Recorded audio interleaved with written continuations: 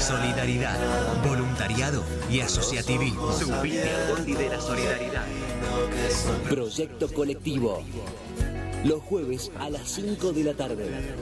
En Capó.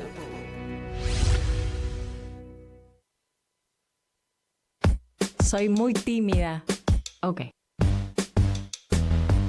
Radio Caput. Radio Caput. Estás escuchando Caput. Radio Caput. Radio Caput. Te comunicas con nosotros al 11 65 16 44 46. Radio Caput. Radiocaput.com. Mientras todos duermen, algo muy extraño ocurre en los laboratorios químicos RX. Seguinos en Twitter, @Radio Caput, o en Facebook, Radio Caput. Radiocaput.com. Estás conectado. Estás en Caput. Nosotros, los otros. Un espacio de resistencia contra la discriminación, la xenofobia y la desigualdad. Si las palabras migran su significado, si nos exilian en nuestra propia casa, si la piel rechaza y el color separa, si los dioses discuten sus razones, si los géneros se sacralizan y los sexos no encajan, entonces simplemente seremos otros. Nosotros, los otros. Conducen Larry Levy en Radio Caput.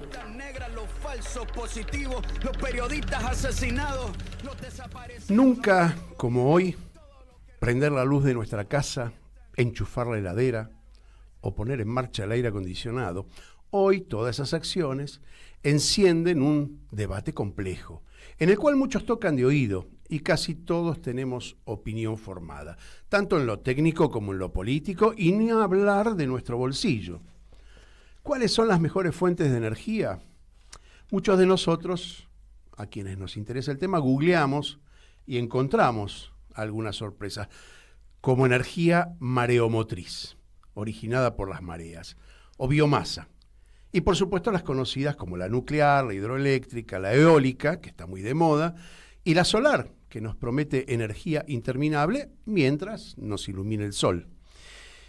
Y después viene el debate político central de si la cuestión debe ser estatal o privada. Y aquí, en este punto, los opinadores y las opiniones se multiplican geométricamente. Y a pesar de los políticos que hoy están en el gobierno, para quienes el Estado es el mismísimo pecado capital, fuera de ellos en ningún país del mundo existe alguien que piense que se debe prescindir de la decisiva intervención del Estado en el tema energético. Ni China, ni Estados Unidos, ni Europa y tampoco Rusia. La mirada occidental, en su mayoría, tiene una reflexión combinada en diferentes versiones e intensidades que busca una solución mixta, aunque hoy, y esto corre por mi cuenta, las empresas privadas energéticas comienzan a tener un peso político molesto para las democracias. Pero existe un punto en el cual la presencia del Estado es irrenunciable. El diseño y la planificación de la producción, del transporte y la distribución deben ser prerrogativas del sistema político y eso se llama soberanía. Pero los invito a escuchar a alguien que sabe más que de oído.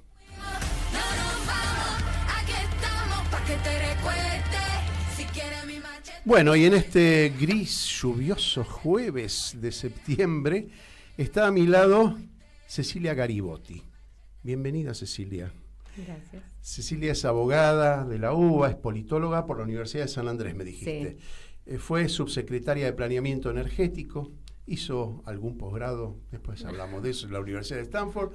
Es consultora en energía y es directora, y esto me lo pidió que lo remarque así como fundamental, directora de la Fundación Encuentro. Ahí me vas a contar de qué se trata la Fundación Encuentro. Bueno, ¿por qué trajimos a Cecilia Garibotti? El otro día, escuchando a Liberty en su programa de los sábados, Cecilia dio una clase magistral. Yo dije, no me puedo permitir no invitarla y tener algo que en este programa, en algún otro momento frente a estos micrófonos, también preguntamos cuál era el costo de la energía. No sé si me va a poder contestar con precisión cuánto cuesta la energía, pero sí vamos a salir, creo yo, sabiendo un poquito más de lo que sabemos, por lo menos de oído y de Google, ¿no? Sí. Decime una cosa, Cecilia, la energía, no sé, yo dije y asumo la responsabilidad de decir que es irrenunciable la tarea del Estado a la planificación. ¿Vos lo ves así? ¿Esa es tu mirada? Sí, yo creo que en ese sentido, a ver, cuando nosotros hablamos de nuestro sistema energético, estamos hablando de coordinar un montón de actores. Tenés la generación de energía eléctrica o los productores de gas natural para el sistema de gas. Tenés cómo se transporta, tenés cómo se distribuye finalmente para los hogares. Y en toda esa cadena tenés muchos actores que tenés que ir fijándote cómo se maneja. El Estado, cuando se corre, vemos que se producen muy malos resultados. O sea, ahora vamos a poder repasar en números. Que la energía ahora, por ejemplo, después de una gestión de la Secretaría de Energía que en muchos sentidos decidió correrse esta gestión. Este mes, por ejemplo, en el mes de agosto y en el mes de julio y agosto, pagamos más cara en dólares la energía en Argentina este año que el año pasado. Hay un costo, pero porque son muchos actores distintos que estás coordinando al mismo tiempo. Entonces, en el momento en el que vos decidís, porque es tu deber como Estado, asegurar que haya energía para toda la población, vos tenés que también hacer las políticas y coordinar a los actores de la manera tal de que esa sea la energía más barata también posible para la población. Dos cosas a mencionar que son, me parece, importantes. Hablaste del dólar. Sí. El dólar en el valor nominal bajó. Sí. Y la inflación siguió. Después podemos hablar Sí. si es importante o no la inflación, pero digamos, en términos reales, entonces hoy estaría mucho más barata. Quiere decir que están ganando las empresas muchísimo más. Es decir, si sumamos la caída del dólar más la inflación en dólares, finalmente están ganando barbaridades. Es decir, me parece que ahí no hay ni siquiera política. La única política es el saqueo, me parece.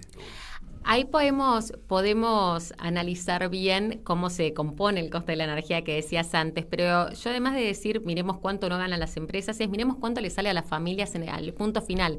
Porque si vos me decís las empresas ganan más y las familias pagan menos, la verdad que no sé si nos tenemos que mirar, no sé, o por lo menos en mi caso, mi preocupación desde el lado de la planificación energética y de la seguridad energética, de que todos podamos tener energía en nuestros hogares, no termina siendo tanto.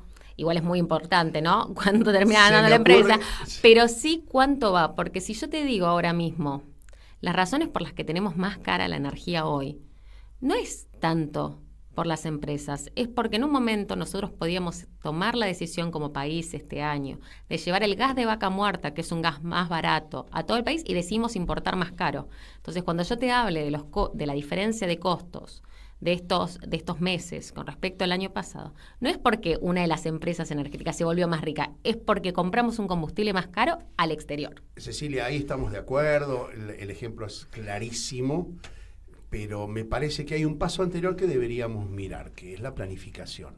¿Hubo planificación? ¿No hubo planificación en los gobiernos anteriores? ¿Hubo improvisación? ¿Hubo un descubrimiento como el de Vaca Muerta que nadie apostaba? El kirchnerismo apostó a la Vaca Muerta y finalmente resulta ser un hermoso negocio, depende cómo se lo explote. Entonces me parece que el análisis, vos dijiste las viviendas, es decir, las familias, yo estoy totalmente de acuerdo. Para mí tendría que ser gratis. En algún momento hubo países donde el gas era prácticamente gratis para los ciudadanos de ese país. Pero digo, hay que planificar también la industria, hay que planificar también la territorialidad. Tenemos un país muy extenso y tengo la sensación de que no todos pueden recibir con la misma facilidad y ahí es donde el precio también tiene que ser un factor de cierta igualdad para que se desarrolle en los lugares lejanos a donde el transporte de esa energía resulta caro, ¿no? Sí, bueno, ahí mencionás un punto fundamental y ya vamos entrando de a poco al tema del costo de generación de la energía.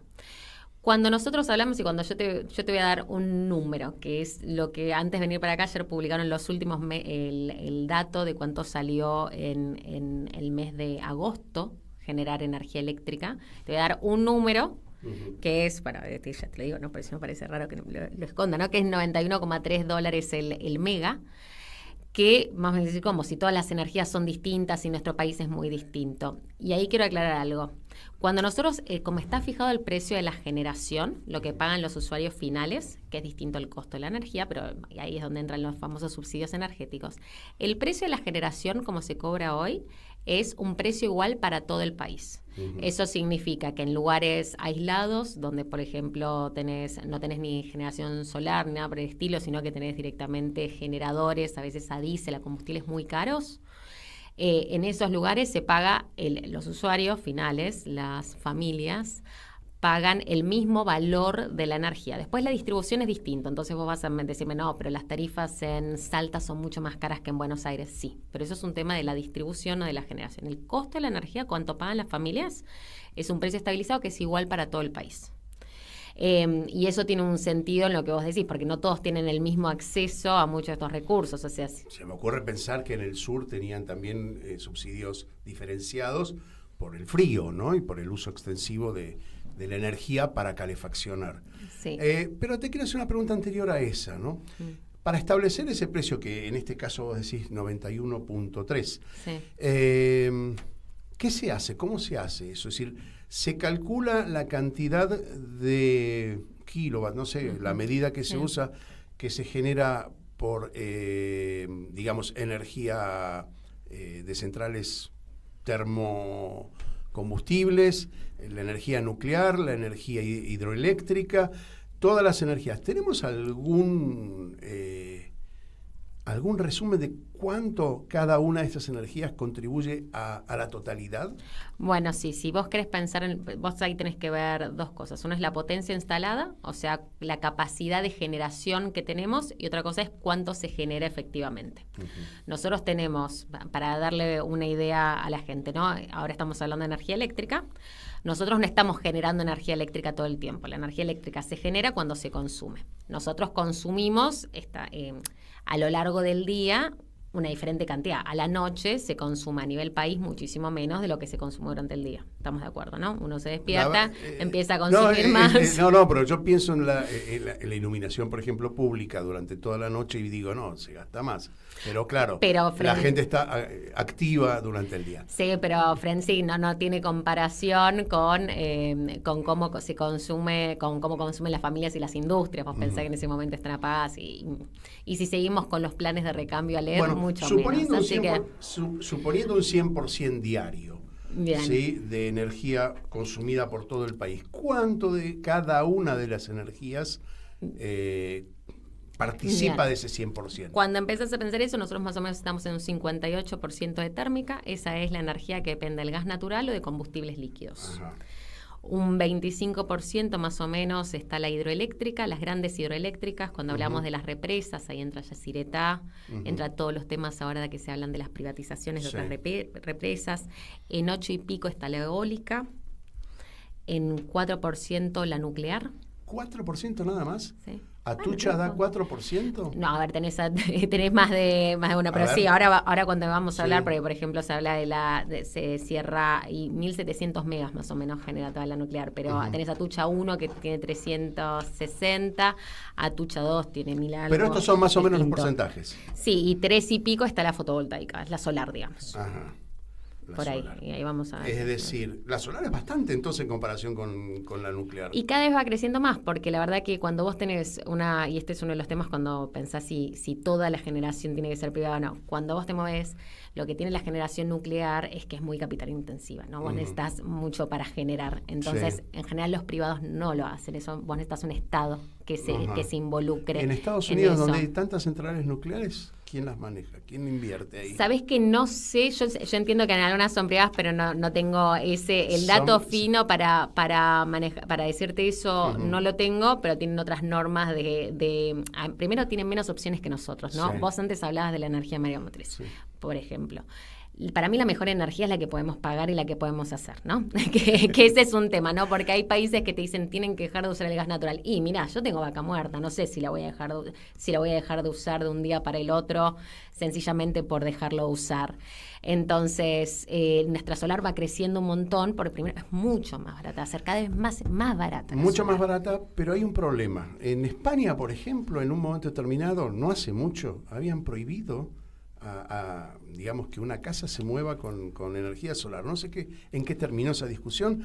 Es más, la energía en España, el precio varía todos los días. Es como si fuese un commodity digamos, con precio diario, ¿no? Bueno, ahí estamos usando muchos ejemplos de los países y cuando lo queremos pensar es con los países europeos o te dicen, por ejemplo, cuánto te sale la energía en Europa. Una gran diferencia es que nosotros tenemos una capacidad de generar energías muy distintas que nos permiten tener hasta una viste que la gente gusta hablar de la diversificación del riesgo. Nosotros la diversificación de la generación. Entonces, nosotros tenemos gas muy barato, pero además tenemos de la mejor radiación para hacer energía solar en el norte. Y tenemos de los mejores vientos para hacer energía eólica en el sur. En el sur, sí. Entonces, tenemos ahí una combinación que es muy distinta. Lo que sucedió en países como España tiene que ver con otro aspecto que es la generación distribuida, que es cuando la gente empieza a generar su propia energía. Bajaron tanto en algunos puntos los valores de los paneles solares. Por ejemplo, si yo le dijera a la gente, si el panel solar fuera muy, muy barato, con lo que están saliendo las tarifas ahora, mucha gente podría ponerse un panel solar en la casa, empezar a generar con eso y volverla larga. Si no me equivoco, en parte de España lo que pasó es que tanta gente lo empezó a hacer que generó problemas para la red de distribución. Bueno, acá en Córdoba, la compañía EPEC, por ejemplo, tiene ese, digamos, intercambio con el usuario. Finalmente fue un engaña pichanga, porque en realidad lo que te pagan a vos es una décima parte de lo que te cobran ellos. Es decir, que el ahorro es relativo, ¿no? Por eso no crece tanto. En países como Brasil creció un montón la generación distribuida. Eso se llama generación distribuida. Nosotros tenemos una ley a nivel nacional de generación distribuida. Lo que ha sucedido con eso en países como Brasil, que creció un montón la generación distribuida, es porque se paga. Ahora, hay una relación entre lo que te sale el panel solar y lo que se paga. Si tenés que pagar el panel solar el triple de lo que lo pagás en Europa y te devuelven menos de un octavo de lo que te devolverían en Europa, y lógicamente a la gente no le cierra la cuenta. Y teniendo en cuenta esto que vos me decías del costo para todo el país de 91.3, digo, ¿lo podemos mantener, lo podemos bajar, subirá? Es decir, ¿cómo se maneja? ¿Y cuál es la prerrogativa que vos pensás que es importante para aplicar subsidios? ¿Cuál es el equilibrio entre el subsidio a los privados, a mí, a mi casa, a tu casa, sí, y fomentar la industria? De pronto decís, bueno, no, yo quiero fomentar, digamos, las pymes, ¿sí? Porque tenemos un caso de Chocón. Alguien tiene que explicarlo esto, porque es muy viejo, pero en la época del golpe militar, en el 76, Aluar tomó para sí un río, una energía hidroeléctrica, el Futaleufú, y usa todo eso para la fabricación de aluminio. Pero resulta que el aluminio no es barato en la Argentina. Es decir, ahí también hay un valor agregado y vamos a decirlo en términos de economía marxista, una plusvalía muy grande. Son un montón de temas a la vez, así que vamos a pasar, porque el primero que me decís del costo de la generación, me faltó responderte algo antes sobre el tema de la planificación. ¿Cómo funciona nuestra planificación de energía eléctrica en la parte de generación? Como decía antes, y además por si se está sumando alguien, vos tenés como eslabones muy diferenciados, que es la generación, el transporte a lo largo de todo el país y finalmente la distribución, que la distribución viene a ser lo que más pueden conocer EPEC, Edenor, Edesur, ¿no? Los que finalmente te proveen energía eléctrica en tu hogar. Bueno, en términos de la generación, ahí nosotros tenemos una empresa que se creó en los 90, que es única en su especie, es una sociedad anónima sin fines de lucro. Es una empresa que se encarga del despacho de la energía en todo el país, que se llama Camesa, sí, y que está representada el Estado ahí y todos los que nosotros llamamos los agentes del mercado eléctrico mayorista. Entonces, los generadores, los transportistas, los grandes usuarios, están representados en Camesa, de manera tal que toma decisiones para el despacho, ¿sí? ¿Qué significa tomar decisiones sobre el despacho? cuando empieza a la gente a consumir más energía, vos tenés que decir de repente una central que estaba apagada, le decís a la central, no, prende. Inyecta, o nosotros ahora se habla mucho de que Atucha 1 va a salir de disponibilidad, entonces cuando Atucha 1 no está, alguien tiene que decir, bueno, ¿quién va a generar cuando Atucha 1 no genera? Pero me dejaste tranquilo porque me dijiste que era muy poco, 4%. No, igual es muy importante, no, pero es un 4% muy importante porque es uno de los permanentes, porque Ajá. vos en los otros vos vas... Podés prender y apagar, acá no claro, podés. prendés y apagás. La eólica no te genera todo el tiempo, a veces cuando no hay viento, la eólica no genera, entonces yo te digo, ¿cómo estamos instalados? Pero no es exactamente igual, o sea, cómo se distribuye nuestra capacidad de generación, pero la eólica o la solar nos generan todo el tiempo, la solar nos genera de noche. La nuclear es clave para nosotros. Bueno, entonces, ¿qué es lo que se hace? CAMESA, cada 6 meses, en lo que se llama la programación semestral, y después hay una reprogramación trimestral, le dice a la Secretaría de Energía, bueno, nosotros calculamos que las necesidades de la gente, de las industrias, de todos los consumidores, van a ser de X cantidad de megas o de gigas, ¿sí? ¿Cuánto vas a consumir? ¿Los datos de dónde vienen? ¿De un pronóstico en función del desarrollo de la industria? Si subió 2 puntos, si bajó 2 puntos la producción en general, no de energía, digo, ¿no?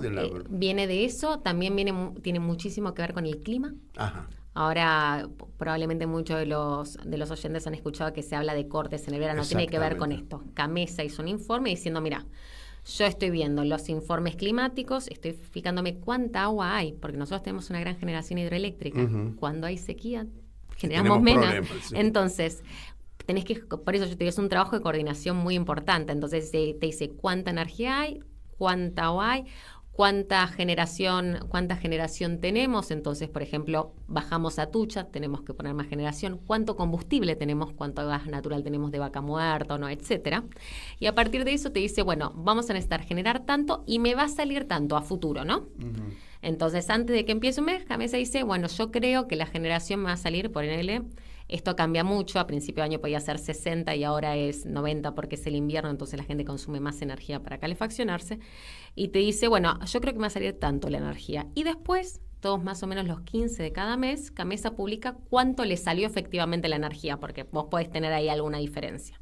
Entonces yo te digo, en este caso hubo una diferencia muy alta entre lo que la Secretaría de Energía dijo que iba a salir la energía, que estaba más alrededor de 80, y lo que salió, que fue 95,5 en julio y 90 y ¿cuánto te había dicho? 91,3 en agosto. Hay una diferencia grande, pero eso es hacia atrás. Ahora, ¿cómo yo te digo cuánto me salió la energía? Y ahí se hace un combo de CAMESA. Las distintas energías no cobran lo mismo. Hay algunas que son más baratas, hay algunas que son más caras. Hay algunas que ya amortizaron su valor, que es lo que nosotros llamamos la generación vieja. Están hace tanto tiempo, ya amortizaste la inversión.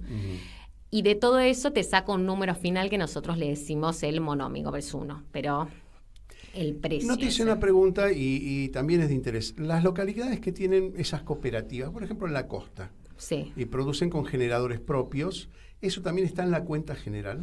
Y si están atados al SADI, sí. Sí. Hay algunas que sí, no te puedo decir todas, porque tal vez encontrás un parque que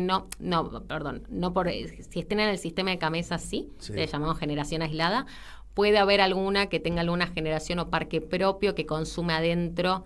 Eso tiene que estar o interconectada o no a la red nacional. Hay generación aislada, por ejemplo, en Chaco. Te voy a dar un buen ejemplo. En Chaco, en el impenetrable, no estás conectado necesariamente al SADI, pero la generación aislada que tenemos ahí, hay una parte que también se provee desde CAMESA y se calcula. Puedes encontrar algunos municipios, los de la costa son más de 600 proveedores de energía eléctrica, así que imagínate, no te puedo dar la norma para todos. En general sí están. Eso significa que CAMESA se hace en parte, o sea, todos nos hacemos en parte cargo de la compra de combustible para esos generadores. Y el precio, ¿hay alguna estadística? Los precios de la energía han aumentado considerablemente para las familias. ¿Generó alguna baja en el consumo? Es decir, ¿hay alguna estadística o todavía no? Por ahora no ha generado una baja en el consumo porque además las mayores facturas impactaron en las familias después del momento del mayor consumo, que es el invierno. Pero ahí te voy a decir una cosa, que era esta parte de la mala gestión, ¿no? Que yo considero es una gestión muy ineficiente de la Secretaría de Energía actual. ¿Qué sucedió? Cuando vos te fijas en este valor que yo te digo que era 91. ¿Cuánto salió el año pasado? 68.3 dólares. O sea, lo que yo te digo que este gobierno, o sea, Gamesa publicó ayer que salió 91 dólares. El año pasado, en el mismo mes, Gamesa dijo 68 dólares. ¿Con el mismo consumo, con la misma generación? Claro, ¿y qué es la diferencia? Estamos hablando entonces de una enorme inflación en dólares. Claro, pero no es una inflación, es cómo vos generás esa energía. Tiene que ver con el rol del Estado de coordinador. Uh-huh. Porque, ¿qué pasó el año pasado? ¿Por qué estábamos en 68 dólares el año pasado? Porque ya había empezado a operar el gasoducto Néstor Kirchner. Entonces, mi generación de energía, es decir, si yo, para generar energía térmica, que yo te decía ahí, ¿no? 58%. Si esa generación de energía térmica, uno de los insumos más importantes es el gas natural. Ahí Gamesa es un agregador de todas las compras, ¿no? Yo compro gas natural para todo el país. Cuando tengo el gasoducto, mi gas natural es más barato. Entonces, comprar para todo el país me sale más barato, entonces la generación final es más barata. Eso si no me llamo Milei y le pongo precio internacional y estimulo la exportación de ese gas, ¿o no? Te voy a decir que no es por ese punto, es porque la Secretaría de Energía, ¿qué hizo? Decidió no terminar las obras del gasoducto Néstor Kirchner. Falta un tramo hacia el norte. Claro. Uh-huh. Cuando me falta, o sea, el gasoducto se termina y había dos obras claves, que es, por un lado, ponerle plantas compresoras, que eso nos permite que un gasoducto transporte más. O sea, estábamos en 10 millones de metros cúbicos al día, pasar a 20, o sea, nos permite duplicar la capacidad. Pero de un gas a $4. Esto no tiene que ver con la parte de precios internacionales. Y después hacer que ese gas llegue al norte del país, porque el norte de nuestro país, para la generación térmica, depende fundamentalmente de Bolivia, y Bolivia se queda sin gas. Eso había que terminarlo. Decidieron al principio, salieron a hablar públicamente diciendo por qué el Estado tiene que financiar gasoductos. Y en parte porque te sale la energía más barata para todos, ¿no? Pero bueno, ¿por qué el Estado tiene que hacer esto? Decidieron retrasar por un montón de tiempo estas obras. No se terminaron. Entonces, ¿qué pasa? Para importar de Bolivia este año, lo tuvimos que pagar el triple. Entonces, importamos a 12 en lugar de pagar 4 el de Vaca Muerta. La diferencia pero eso no es de las familias. ¿Lo pagás ¿Esa es la diferencia que estamos pagando? Esa es la diferencia entre que me haya salido tanto más caro la energía eléctrica este año que el año pasado. Te digo, por supuesto, y el quite de subsidios. Estamos omitiendo la cosa más importante de la factura.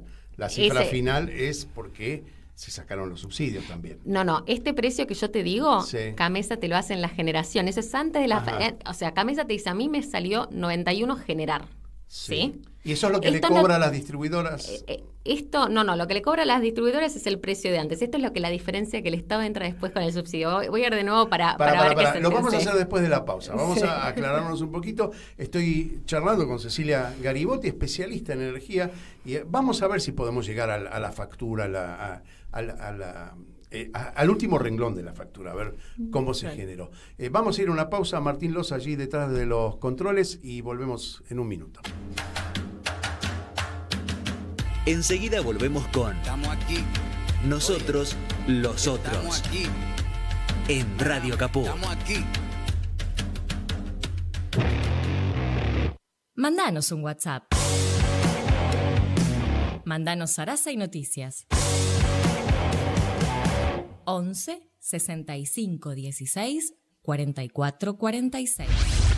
Solidaridad, voluntariado y asociativismo. Anoche soñé contigo. Proyecto colectivo, el programa radial de Asociactiva. No estaba durmiendo. Subite al bondi de la solidaridad. Qué lindo que soñar no cuesta nada. Proyecto colectivo, solidaridad, voluntariado y asociativismo. Subite al bondi de la solidaridad. Proyecto colectivo. Los jueves a las 5 de la tarde. En Capó.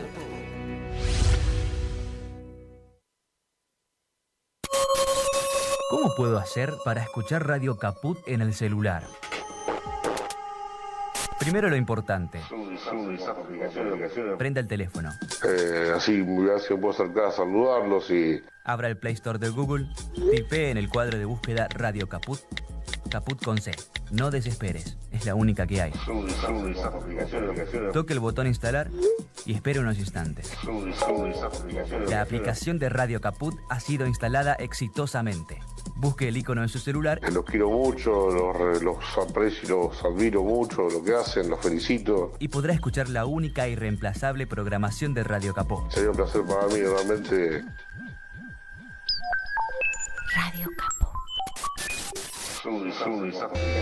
¿Querés arrancar la mañana bien informado? Infosiberia, las noticias en tu celular. Manda un mensaje de WhatsApp al 11 3205 8813 y recibilo gratis todas las mañanas. Infosiberia.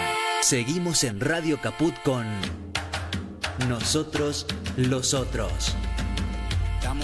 Estamos charlando con Cecilia Garibotti, especialista, experta en energía, además de politóloga, porque esto es importante decirlo. Estamos, y por supuesto siempre en los programas, en las pausas se dan las mejores conversaciones, yo no sé por qué, y después es difícil trasladarlas al aire, pero estamos debatiendo dónde estaba el punto de, digamos, de costo, digamos, contraproducente o ineficiente de la gestión, que me decías vos que el año pasado la misma cantidad de energía generarla costaba, según las previsiones de Camesa y de otra gestión de gobierno, 68, sí, vamos a poner el 70 para redondear. Y ahora eso mismo cuesta 90. Entonces yo te planteé antes, ¿eso es inflación en dólares o compramos mal? Esto es como ir y gastar en una verdulería que cuesta más cara que la de la esquina y entonces, bueno, no me alcanza para pagar. Sí, más o menos eso. Es más que nada que compramos mal. Porque si yo te digo la inflación en dólares, te digo no, porque ahora gracias al gasoducto podemos tener gas de vaca muerta 4. Y el precio internacional del gas natural licuado, que es lo que nosotros si no importábamos, a decir verdad, bajó. O sea, nosotros lo tuvimos muy alto en el 2022, producto de la guerra. Y ahora está más bajo, ahora está en 12, ahora está más bajo que el año pasado. ¿Me dejas pensar mal? Pero no me atribuyas, vos pensás mal, vos pensás como que... No te hago responsable. No me hagas responsable de lo que ¿Hay pensás negocios mal en el medio? ¿Presumís que hay negocios en el medio? ¿Intermediarios? Mira, a mí no me consta que haya negocios en el medio. Lo que sí es, lo que yo te voy a dar un ejemplo de que sí creo que es mala gestión. En enero de este año, para calcular el invierno, ¿cómo se hace planificación para volver antes, ¿no? Nosotros más o menos sabemos cuánto consumimos en el invierno, cuánto se consume en el verano. Vos gestionás con un montón de los distintos actores, les preguntás a los transportistas cuánto te parece que vas a necesitar. Calculás la caída de la producción también. Por ejemplo. Entonces, ahí se le dice a la Secretaría de Energía, estas son notas que han salido en distintos lugares públicas, se le dice a la Secretaría de Energía y le dice, mira, en un contexto, si nosotros pensamos que vamos a tener un invierno cálido, un invierno cálido, ¿no? Porque en general cuando vos planificas te dicen, bueno, un escenario de máxima, y uno de mínima, está bien. Uno de mínima y uno más o menos en el medio. Dice, si nosotros pensamos que vamos a tener un invierno cálido, vos necesitas importar, y te decían, ponele, 30 barcos. Y la Secretaría de Energía decide importar 7. Bueno, más adelante llegas a mayo y casi nos quedamos sin gas en todo el país. Es cierto. Entonces, a último momento, la Secretaría de Energía, esto también se hizo público, ¿no? Tuvo que salir a pedirle ayuda a Lula con un barco para que venga en último momento, porque casi nos quedamos sin gas. Lo cual no te garantiza un buen precio, porque justamente está saliendo por último urgencia, momento. Claro. Entonces, esa semana nada más salieron a comprar barcos a un precio más caro que si lo hubiesen comprado antes, y además a importar combustibles líquidos, que salió una subasta esa semana de Camesa de $500 millones. Entonces todos decíamos, ¿cómo vas a gastar eso? Bueno, eso se ve en este precio que yo te digo. Uh-huh. El comprar más caro, en lugar de haber terminado las obras que salían 40 millones, entonces nos permitían tener gas de vaca muerta a 4, salir a importar a 12, a 15, a 16, eso hace que después cuando Camesa te dice, ¿y cuánto me salió la energía? Y me salió más cara, porque tuvo un combustible líquido mucho más caro, encima combustibles líquidos son peores que gas natural para las centrales, eso no importa. Yo sé que está muy mal preguntarle a una mujer la edad, pero sos muy joven y yo me permito dudar de tu mirada tan indulgente para con todo esto, porque me parece ¿Qué hay en todo esto? No hay una mala gestión, porque sí, es cierto que hay una mala gestión porque estamos viendo que en todos los ámbitos del Estado está mal gestionado, pero también la no gestión o la mala gestión, además de un costo, tiene ganancias para alguien, y esto es indudable. No te lo voy a decir, no te lo voy a hacer decir a vos, porque indudablemente tenés cierta responsabilidad por ser experta, pero creo que hay algo de eso. Entonces empiezo a preguntarte sobre la forma de que vos encontrás como más propicia, más útil para la Argentina en términos de planificación. Y yo decía al cierre de mis palabras iniciales, dije algo de la soberanía, y creo que cuando uno planifica bien, está obteniendo, es decir, se propone llegar a un sistema de planificación que sea soberano, que nos permita desarrollarnos sin tener que depender de compras de último momento, de improvisaciones o de aceleración de una obra que estuvo parada intencionalmente. Entonces, ¿cómo estructurarías vos la infraestructura? Perdón,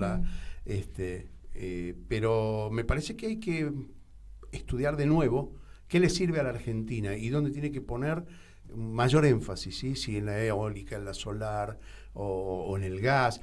Y otra cosa que me olvidé de preguntarte, que lo vemos después, si la energía calórica de nuestro gas es buena o mala, porque hubo un tiempo en que importamos un gas licuado que tenía bajo contenido calórico, es decir, que con el mismo consumo cocinamos las papas fritas, eso era claro. Bueno, ¿cómo planificarías la estructura energética de la Argentina? A grandes rasgos, por supuesto. Sí, voy a aprovechar para decir entonces, el año pasado nosotros en la gestión yo estaba en el Ministerio de Economía, como bien dijiste, subsecretaría de Planeamiento Energético, y en ese momento en la Secretaría de Energía, cuando Sergio Massa era el Ministro de Economía, aprobamos el primer Plan de Transición Energética 2030 de Argentina. ¿Qué es esto? Era pensar, porque está todo lo que se llama la Agenda 2030, cómo nos íbamos a desarrollar con energías más limpias y además con mayor seguridad energética para el 2030. Y ahí Argentina tiene una posición que ahora está ganando un montón de peso, pero que Argentina la viene defendiendo desde mucho antes, no sé lo que están haciendo ahora, que era defender el uso de nuestro gas natural y del desarrollo de Vaca Muerta. ¿Tiene que ver con Debido y el plan federal en su momento? En ese momento no se hablaba tanto de la transición energética y no teníamos Vaca Muerta, pero sí la idea de la planificación y de tener una planificación consistente. Y ahí teníamos como los puntos más importantes es que podamos usar nuestra energía, ¿no? Porque hay una agenda que a veces dice, no, la verdad, dejen de un día para el otro el gas natural o el petróleo. Y ahí hay que decir, Argentina no es un gran contribuidor en emisiones de gases de efecto invernadero al mundo, para nada. Y al contrario, lo que nosotros necesitamos es poder desarrollarnos. Entonces hay un punto ahí soberano de decir, tengamos la infraestructura que nos permite desarrollarnos, que nos permite ir moviéndonos a lo que se llaman las energías limpias, y ahí también hemos tenido en el punto internacional una gran defensa de la energía nuclear, que es energía limpia aunque no sea renovable, y vayamos desarrollando nuestras potencialidades. Entonces, si vos me decís a mí... Eso es contrapuesto, te voy a hacer una pregunta, porque es un debate en la política muy importante con respecto a si sirve la Agenda 2030, si es de los progres, si no de los progres. Sí. Bueno, hay todo un debate, pero te pregunto si...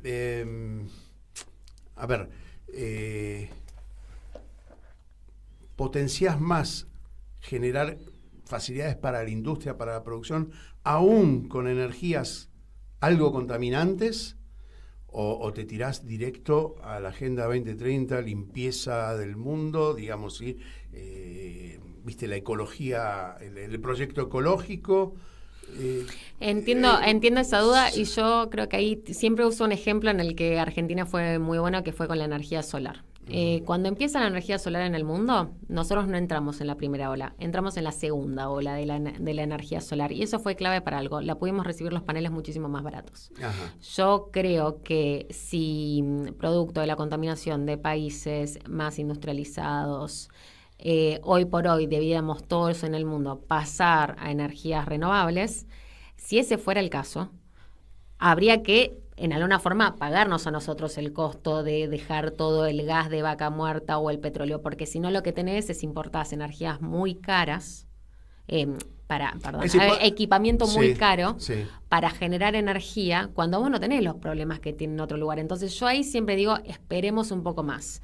Yo trabajé también en lo que fue la Estrategia Nacional del Hidrógeno, que se lideraba también desde la Secretaría de Asuntos Estratégicos en ese momento, era transversal a muchas áreas, y teníamos distintos programas de cooperación internacional sobre el hidrógeno.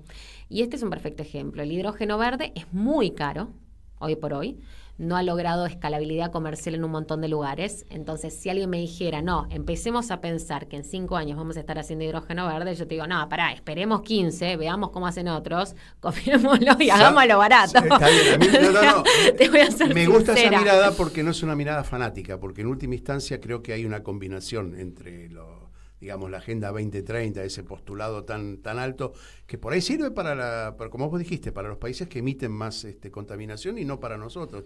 Tenemos un margen todavía para tirar y contaminar un poquito, digo, ¿no? En términos de posibilidades reales. Pero además porque el costo para nosotros sería muy alto. Yo te digo, uno de los incentivos que han puesto algunos de esos países, que es una de las formas de decir pago, o sea, es una de las formas de decir, bueno, te voy a pagar esto, y hoy se habla un montón, es la trazabilidad de los productos. Entonces, algunos países están diciendo, yo para importarte un producto, Argentina, yo quiero ver que toda la cadena vos la produjiste con energías renovables.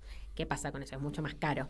Ahora, si ese país lo quiere pagar más caro, entonces a vos eso te paga ponerte el parque eólico, y bueno, pero le están pagando ellos. Estás hablando del litio, porque ahí en el camino de producir baterías, por ejemplo, ahí tenemos problemas. Pero hasta en combustibles. Hoy por hoy se habla, en Europa están diciendo que los aviones que viajan tienen que usar combustible que tenga emisiones cero. Entonces tenés toda la cadena, no solamente... Es imposible casi, te diría. A ver, es muy caro. La pregunta es quién pone la plata. Un Boeing son 20.000 litros hora, creo, ¿no?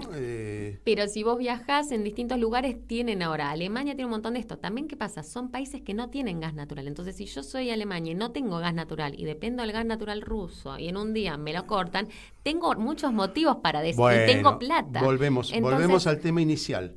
La programación para la soberanía. Y ahí me parece que es clave, por lo menos para la Argentina es clave. Y es que nosotros necesitamos mantenernos firmes en eso. No hay que pensar si es una agenda, esa discusión más ideológica de la Agenda 2030. Es cómo nos paramos mejor frente a... ¿Rescatás la gestión de Néstor y de Cristina con respecto al uso de la energía, la programación, el proyecto federal? Yo leí el libro que escribió De Vido junto con Federico Bernal, creo que sí. Me pareció muy interesante, a mí me pareció que fue un avance histórico, por lo menos en los últimos 50 años, de una programación de muchos factores que tenían que ver con el crecimiento del país, con la infraestructura, no solamente energética, industrial, etcétera, etcétera. Me pareció muy interesante. ¿Rescatás esa...? Sí, y además una cosa en particular que tocó vivir en ese momento, que también me parece es importante decir cuando hablamos del boom de Vaca Muerta. En ese momento de la gestión nosotros producimos petróleo y gas hace un montón de tiempo, hace más de 100 años, ¿no? Entonces, el año pasado, el anterior fue los 100 años, estamos en los 103 o 102 años de YPF, ¿no? Sí. Entonces, nosotros hace un montón de tiempo tenemos, ¿qué pasa con el gas natural y el petróleo? No son recursos renovables, justamente uno se va agotando. En el momento de la gestión del entonces ministro De Vido y de la presidencia de Néstor y Cristina, ¿qué teníamos? Tuvimos un declino nos empezamos a quedar sin gas. Empezamos a producir menos gas en muchos de nuestros yacimientos convencionales. Y ahí es donde aparece Vaca Muerta. Vaca Muerta, como un yacimiento no convencional, nosotros no teníamos gasoductos que fueran a Vaca Muerta, si no había gas ahí.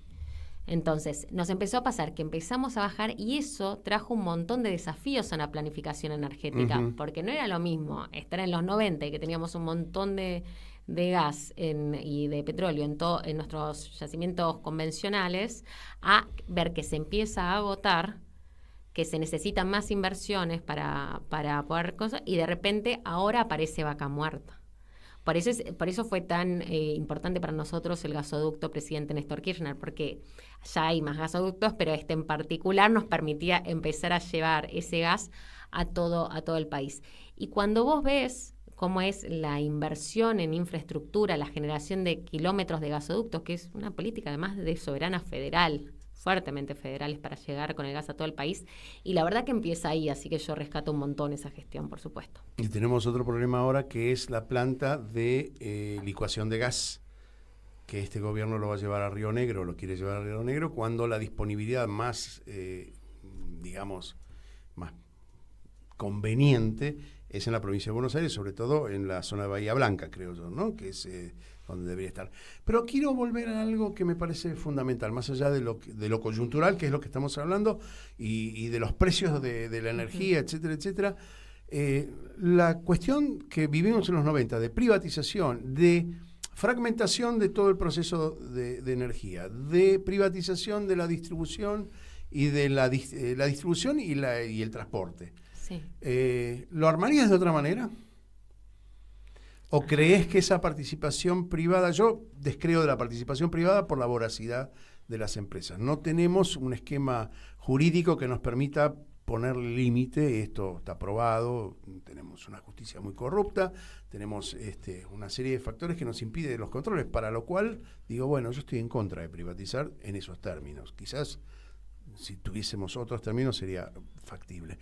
Hoy, ¿vos cambiarías la estructura como se fragmentó, a volver a unirla a manos del Estado?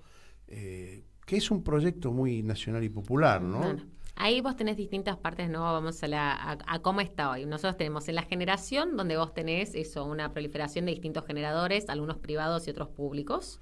Tenés el transporte, que está concesionada, es una licencia de transporte, es del Estado, pero se da a privados, y tenés la distribución, que ahí además en energía eléctrica es a nivel provincial, con lo cual tenés más de 600 y aparte, prestadoras. a ver, tenemos unos ejemplos horrorosos, Son que es tremendos. de Sur, que los que vivimos aquí en la capital, por más que, bueno, seamos porteñocéntricos, miramos eso, pero también ocurrió en el interior. Finalmente el Estado tuvo que salir a paliar todos los defectos de no actualización, ¿sí? del sistema de distribución domiciliaria. Yo recuerdo que en los últimos meses del gobierno de Cristina tuvieron que salir a traer los cables el Estado, no las empresas. Yo ahí lo que te puedo decir es que tengo entonces una posición un poco distinta dependiendo en cuál de esos eslabones pensás, ¿no? Como me estabas preguntando mi opinión, podemos disentir tranquilamente, ¿no? Sí, entonces, tampoco lo vamos a decidir nosotros. No pienso que vos tengas que tener, como son distintas formas de organización, no pienso que tengas que tener una única mirada para todo. Entonces, si vos me estás hablando de la generación, por ejemplo, nuclear, mi posición es muy distinta a parques solares, porque hoy los parques solares son tan fáciles de hacer que yo no te digo dejarlas solamente en manos del privado. El Estado tiene que tener un rol activo, pero como Estado, si un privado quiere hacerlo. En la planificación, no en la ejecución, por ejemplo. Eso en la ejecución, en la planificación vos tenés que tener como Estado donde más o menos están las cosas, porque finalmente para que un parque solar se conecte, a menos que además haga sus propias líneas y llegue al consumidor final, para que se conecte un parque solar, realmente tenés que tener disponibilidad en tu infraestructura, ¿no? Que es básicamente las líneas de transmisión, que van a lo largo de todo nuestro país y tenemos un montón de líneas de transmisión, por eso a veces, como ese gran apagón que tuvimos por un problema en Yacyretá, todo el país, ¿no? Eso es parte de nuestra interconexión. Entonces vos ahí como Estado tenés que tener un rol en decirles si pueden o no poner un parque. Ahora, en sí, yo ahí te digo, hay tantas tecnologías para generar energía. Imagínate que sos el Estado Nacional. Yo creo que como Estado Nacional tu obligación es que haya seguridad energética al precio más bajo posible. Pero entonces ponele que alguien viene y dice, no, pero yo quiero para mi casa empezar a generar energía mareomotriz, que es algo carísimo, ¿no? Digo, la verdad es que no sé si ahí tengo una preocupación mientras eso se cumple. Ahora, ¿qué pasa? En el servicio público, en la distribución, yo creo que ahí hemos visto que hay un montón de problemas en los sistemas de distribución de gestión privada. Y en la parte de transporte no tenemos líneas de alta tensión hechas por privados. Entonces hay claramente un problema. Lo termina haciendo el Estado. Entonces, si el Estado lo va a terminar haciendo, mejor que lo gestione todo el Estado, digo. Hasta ahora coincidís conmigo. No, pero tengo que en generación en la generación por ahí, sí. Pero, a ver, esto es como concesionar un tren. Yo pongo la línea, yo te la concesiono, es decir, vos la administrás. No es lo que más me gusta a mí, pero digo, lo acepto. Pero yo decido a dónde va el tren porque yo necesito soberanía, Ujú. ¿sí? Y necesito estimular el transporte desde La Quiaca a Buenos Aires, digo, ¿no? Con la energía pasa lo mismo. El problema acá es la voracidad de las empresas privadas. Si nosotros logramos un sistema jurídico que funcione, me parece que, bueno, podemos aceptar que otro haga, ¿sí? Y con niveles de ganancia que sean razonables, ¿no? Que no sean Pero saqueadores. eso es así en todos los países, además. Sí, no, pero hay Sí. límites de ganancia Sí. en cada uno de los exacto. países. No, eso es lo que te quiero decir, eso es así en sí, los sí, países. sí. Cuando se le dan los famosos... Cuando hablamos de la inseguridad jurídica, no hablamos de la inseguridad jurídica hacia las empresas, sino desde los privados para nosotros, ¿sí? Que son los que compran las leyes finalmente. Porque son los que compran las leyes. Estamos viendo Mindlin estos días y su oferta. No es inocente la oferta. Bueno, ¿cuál es el pronóstico tuyo con respecto a lo que va a venir, digamos, si seguimos en este tren de aumentar las tarifas, no fomentar el desarrollo energético, digamos, programado, ¿sí? Proyectado, con interés? Estamos en una situación muy crítica, me parece a mí. Bueno, ya para hablar de la generación, ya las previsiones de CAMMESA de julio de este año son que nos quedamos sin energía, vamos a tener cortes de energía en el verano. No los cortes que estamos tal vez acostumbrados a los de Edenor y Edesur, que todos los vecinos vemos todos los años, sí, sino a cortes que es que no nos va a alcanzar la generación. Nosotros en general tenemos problemas en el sistema de distribución, ¿no? Hay energía eléctrica, pero salta algo dentro de la zona sur de la ciudad y un barrio se queda sin energía. No. Ahora lo que está diciendo CAMMESA, vamos a tener problemas en la generación, no va a alcanzar cuánta energía generamos para el nivel de demanda que requiere todo el país. Primer problema que vamos a tener con este tipo de gestión, porque además el año pasado se había hecho una licitación para mejorar la generación que iba a servir para paliar estos problemas. Uh-huh. Y este año, en una movida completamente ideológica, el secretario de Energía dijo, la dio de baja, pero no puso ninguna alternativa, que eso es una de las cosas que nosotros criticamos fuertemente, es, si vos no querés hacer la obra pública, está bien, decís no quiero hacer el gasoducto, lo que sea, decime qué energía vas a proveer. Si vos no querés hacer la licitación, entonces ¿cómo se soluciona? Porque no se soluciona de un día para el otro y la energía no puede, una central no se genera de un día para el otro, ¿no? Se requiere cierta previsión. Entonces, en la generación tenemos ese problema. Yo estuve leyendo también los datos del último presupuesto, del proyecto de presupuesto nacional que presentó el gobierno de Javier Milei esta semana al Congreso Nacional. ¿Tuviste acceso? Está publicado en la página, ¿eh? Ya, ahí voy a decir que no tuve acceso privilegiado. Está, los invito a todos. En mi Twitter lo subí para que la gente pudiera chequear los datos. Está ahora, pero lo presentó después de hablar. Sí, pero está. En ese caso, vos lo que ves es que gran parte del recorte son los subsidios energéticos, que son subsidios a la energía. Dentro de esa línea presupuestaria, digamos, están los subsidios a la energía eléctrica, al gas natural y al transporte. Entonces, cuando hablan del recorte, estamos hablando de eso. Y en las previsiones que antes, lo que básicamente podés ver es que siguen planificando una energía cara. O sea, yo te estaba hablando de vos tenés energía más barata o más cara dependiendo de las decisiones que tomás. Bueno, en el presupuesto se ve una energía cara.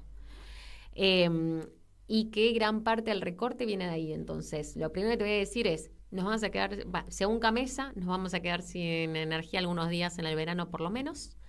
Y además, según el presupuesto, si se aprueban las condiciones en las que envió el Ejecutivo, vamos a ver tarifas más caras. Con lo cual vas a tener peor servicio y más caro, que es contrario a los... Bueno, absolutamente irracional, fuera de toda racionalidad, tanto los aumentos como la no programación. ¿No pensás que es ideológico eso? Es decir, más allá de esta postura anarcoliberal, y que yo me parece que es una postura conservadora, que nos somete a un país colonia, es decir, nos van a dejar sin la posibilidad de crecer. Bueno, yo ahí justo lo mencionabas antes, pero en un informe de la Fundación Encuentro discutíamos como la falacia al costo real, y este es uno de los puntos más ideológicos que me parece que tiene este gobierno. Este gobierno, el secretario de Energía, te dice, ¿sabes qué? El problema de este país es que vos recibís subsidios. Entonces, el problema es que la gente tiene que pagar el costo real de la energía. Lo que no te dice es que ese costo real de la energía tiene que ver con qué decisión tomás. Porque entonces, si no, un año te sale 90 y el otro año te sale 60. Entonces, hay 70. Esa diferencia son políticas del Estado. Entonces, con esta cosa, esa sí es la parte ideológica. Yo me muevo de esta cuenta, yo dejo que cada uno haga lo que quiera, y entonces a la gente que pague el costo real. No, claro, pero el costo real está relacionado con tus políticas. Y ahí es donde realmente tiene que haber una ahí es donde yo me permito pensar mal y vos tenés una mirada indulgente. No, yo creo que hay ganadores y perdedores. Claro, lo que yo no te puedo decir es que sea al nivel de un funcionario. A veces, no, porque hay decisiones que a veces son ideológicas y son sencillamente malas. Y vos, no es que se benefició necesariamente esa persona a nivel individual. Es ideológica y es mala. El caos es genera. Negocio. Bueno, el caos es negocio. Bueno, por eso te digo. Pero yo me quedé con el compromiso de que me expliques qué es la Fundación Encuentro, para no dejarte fuera de... Bueno, después de... No, en la Sos la Fundación directora. Encuentro... Sí, soy una directora. Sí, entonces estamos juntándonos ahí con gente de distintos lugares del arco político para discutir temas como la energía, cómo se ven las provincias, tratando de trabajar justamente estas dimensiones. ¿Qué arco político? Bueno, tenemos gente que piensa de formas muy distintas. No hemos conseguido libertarios que quieran discutir con nosotros. Está bien, porque eso es bueno. Pero no, a veces está muy bien discutir. Tenemos que unir discutamos entre las diferencias que nosotros tenemos, que me parece que el punto final vamos a coincidir. ¿Cómo llegar? A lo mejor no. Sí.